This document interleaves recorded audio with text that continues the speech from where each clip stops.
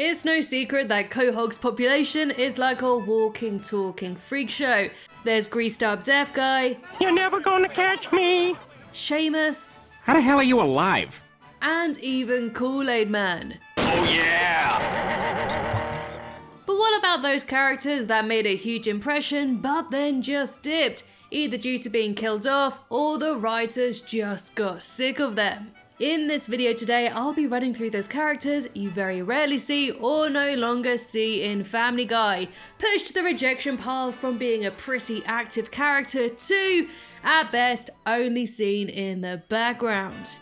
Number 10, Bertram. Bertram is Stewie's half-brother and archenemy, first appearing in Season 3's A Mission Impossible. Stuart? You know my name. I know many things. Indeed. Quite. Yes. In the episode, Stewie attempts to stop Lois and Peter from having another child, and this is by shrinking down and killing Peter's sperm. This is where he meets Bertram, an equal to Stewie in every single way, and of course they get on very well, and Stewie realizes that having a brother won't be so bad after all. After all, it's obvious we'd make quite a formidable team. His next appearance came in Season 4's Sibling Rivalry, where we find out that Bertram was born via a surrogate mother when Peter donated his sperm. Victory shall be mine! The two crossed paths, and so they dueled to be leader of the playground. However, his character will be killed off for good in Season 9's The Big Bang Theory. This is where he tries to erase Stewie from the universe by killing Leonardo da Vinci, i.e. one of Stewie's ancestors. Although he succeeds in killing da Vinci, he does get shot through the head with a crossbow by Stewie. And if I'm being very honest, I really liked their dynamic, and I just wished he stuck around just a bit longer. I feel like it was good for Stewie to have someone who had equal super intelligence, and how it all came from Peter, we will never know. But I guess with Stewie's time machine, anything is possible. And anything is possible with today's sponsor, NordVPN. It really is, because it unlocks content not available in your country. For example, for anyone living in the US with Disney Plus, you do not have access to Stars, meaning that you're missing out on tons of content, like Family Guy, Bob's Burgers, and American Dad. But with NordVPN, just switch to the UK server and voila, you've got access to hundreds of episodes of animated shows. It works with Netflix too. In the UK, I've been watching Studio Ghibli movies, and I was shocked to see that it's not available in the US Netflix. So all you've got to do is simply switch your server and up they come. And the great thing is that you can use it on up to 6 devices. To celebrate NordVPN's 10th birthday, you can go to nordvpn.com/screenportal to get their 2-year plan with an exclusive deal, plus 1 month free and a bonus gift. It's also risk-free with NordVPN's 30-day money-back guarantee, so just click the link in the description to give it a try today. Number 9, RALLO and ROBERTA. When the Cleveland show was cancelled, the dejected Brown family returned to Quahog in Season 12's He's Black.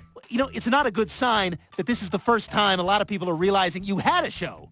And this time, Cleveland brought along his wife Donna and 2 children, RALLO and ROBERTA, and it looked as though these new characters would play larger roles in the upcoming episodes of Family Guy. However, since then, RALLO has barely spoken, and ROBERTA hasn't had a speaking part at all. They have instead been relegated to background characters only, which I feel is a huge shame, as you can do a whole lot with these characters. Yeah, sup. Keep walking, you boondocks ripoff. Stewie and RALLO could have had a really fun dynamic, and so would Meg and ROBERTA. ROBERTA could actually try and teach Meg to be even a bit cooler. These characters went from leading their own episode to being completely cast out. Number 8, Dylan Flanagan. Brian's estranged son first appeared in the episode The Former Life of Brian. When the lovesick pooch decides to drop by his old flame's house, he is shocked to discover her drastic change, accompanied by a secret son. This is Dylan. He's your son. The very next day, she drops him off on Brian's doorstep, leaving him to look after Dylan. But Dylan is completely unruly and a big old pain in Brian's behind. But after a heart-to-heart, the two make a real go of being father and son, with Dylan shaping into becoming a fine young man. At the end of the episode, Dylan decides to go back home to his mother and help her like Brian helped him. I'm proud of you, Dylan. My life will never be the same for knowing you.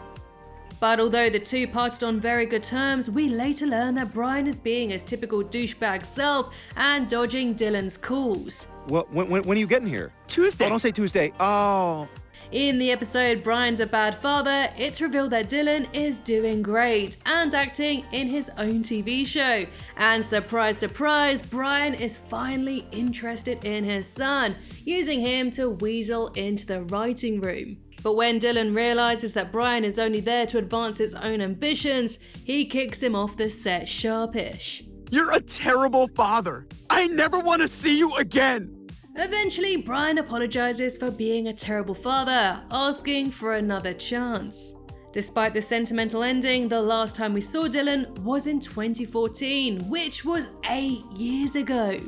But I guess he has been brought up in several conversations, usually referencing how terrible a father Brian is. Hey, how's your son, Brian? Whoa. So don't expect to see Dylan ever again, unless he stars in a blockbuster movie. Number 7, Jake Tucker. Son of news anchor Tom Tucker, Jake Tucker has a very unfortunate face in that it's upside down. Jake was a constant source of embarrassment for his famous father, not just because of his appearance, but also because he's a bit of a troublemaker. And is a very bad boy. In fact, when the evil monkey moved out of Chris's closet and into Jake's, his dad just didn't care. I don't care, son. I just do not care.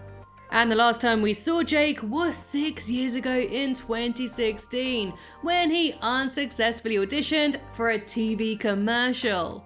Your face is upside down, so we're not gonna pick you, but thanks for coming. His entire existence on the show was to joke about his upside down face, and that was it really. It's hard to get any more mileage out of that one joke. Number 6, Evil Monkey. The evil monkey that lived in Chris's closet was a reoccurring joke that went back to season 2's Damn It Janet. His role would be to occasionally and randomly burst out just to stare at Chris, pointing menacingly. It got to a point where Chris had finally had enough, capturing the monkey in season 8's Hannah Banana. As it turns out, the monkey had been living in Chris's closet after his divorce and wasn't such a bad guy after all. It turns out that the sinister staring was just a big misunderstanding. And you're always pointing at me. I was trying to start a conversation. To make it up to Chris, the monkey helps the boy with his homework, his relationship with Peter, and even takes Chris out fishing, forming some kind of interspecies father and son bond. With the monkey's job now done, he takes his leave, moving into Jake Tucker's closet. Perhaps to go on to heal Jake's and his father's relationship, like some kind of furry Dr. Phil. Number 5, Diane Simmons. Diane was Tom Tucker's co-anchor on Quahog 5 News, and the two had a very tumultuous relationship and would constantly bicker on air. Be careful next time you're at confession telling the priest about cheating on your wife with that Filipino drag queen. Outside of the news report, she wasn't a key player. But that all changed in 2010s, and then there were fewer. In the episode, several residents of Quahog are invited to James Wood's mansion, but during dinner, several guests are killed, including Stephanie, Quagmire's date. James Woods was then stabbed, and the deaths continue to roll in, with Muriel Goldman, Derek, and Priscilla all being murdered. It turned out that all of these kills were orchestrated by none other than Diane herself, who was planning to pin the crime on Tom Tucker to keep her job at the network. But when Lois found out, she made herself a victim until Stewie sniped her from the top window, stating that he's the only one that can take Lois down. And so that was the end of Diane Simmons, and she was soon replaced as co-anchor by Joyce Kinney. Number 4, Jasper. Flamboyant cousin of Brian, Jasper was a dance teacher in LA. He was fun, campy, and hugely supportive of his cousin. So much so that when Brian came to live with him, he gave him contacts in the adult film industry, where he got a job writing scripts. And when Brian was nominated for a Woody, it was Jasper who called up the Griffins to tell them to come to the ceremony, when Brian was just too embarrassed to do it himself. Jasper later got married to a man named Ricardo, and Brian sweetly gave him away at the wedding. The last time Jasper has spoken was in 2006, which was 16 years ago, and makes me feel very, very old. He and Brian had a close relationship, and I think it would have been really fun to explore that more. Number 3, Vinny. In the notorious season 12 episode The Life of Brian, Family Guy did the unthinkable, killing off one of their main and most popular characters. To replace the cocktail-sipping pooch, the writers brought in Vinny the dog, voiced by Sopranos actor Tony Sirico. Throw a stick, maybe I bring it back. Maybe I bring back an iPhone that fell off a truck. Now Vinny was basically an Italian-American stereotype, in dog form. Don't get fresh with me, Studio. That's not my name. That's not even an Italian version of my name. However, it was hard to get attached to Vinny, as literally only a couple of episodes later, he would be gone. Good dog, Vinny. Good dog. In the episode Christmas Guy, Stewie goes back in time to save Brian, essentially erasing Vinny from existence and everyone's memory. I know a lot of people complained about this swerve and actually would have preferred Vinny to stay instead of bringing Brian back. But what do you think? Do you wish that Vinny stayed for just a bit longer in the show? Let me know in the comments below. Number 2, Angela. Angela was Peter's boss at the Pawtucket Brewery, voiced by none other than Princess Leia herself, Carrie Fisher. That's a great outfit. Keep it up. I knew it.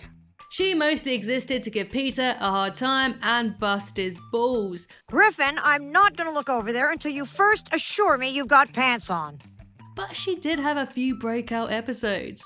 Like in season 8's Peter Assessment, when she starts harassing Peter at work. When Peter refuses to sleep with her, she tried to end her life, with Peter rescuing her just in time. This is when she admitted that she hasn't been with anyone in 10 years.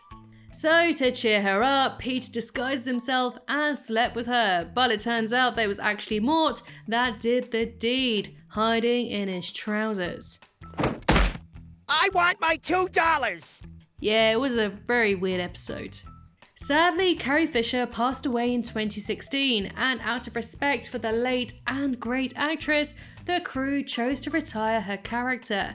Season 17's Pawtucket Pete opened with her funeral and Peter reading her eulogy, ending the speech with a really sweet and touching message. I may have lost a boss, but heaven has gained a princess. Number 1, Mayor West. The former Batman played a fictionalized version of himself from season 2 and was an instant fan favorite. My God, I'm a tomato! He was just a fun and quirky character, and his lines were just oh so hilarious. Excuse me, that's my seat. We'll talk about this at home. Whether he was trying to marry his hand or using a crossbow to fire cats at pizza guys. With that, he had several breakout episodes, like the time he dated Meg, and in season 9's Brothers and Sisters, he marries Carol, Lois's sister. The two of them stayed married until his character passed away off screen in season 17, when Adam West himself sadly passed away in 2017 at the age of 88. Following his death, Macfarlane said, "I am beyond fortunate to have had the privilege of working with him, and he will be profoundly missed by all of us. He's since appeared as a ghost only a couple of times, but these were just very quick. Adam West, him and his character will be sorely missed. And so that comes to the end of the video. Do you think you'll see any of these characters again? And did I leave anyone out that needs to be recognized? You know what to do, let me know in the comments below. Thank you so much for watching, and I'll see you in the next one.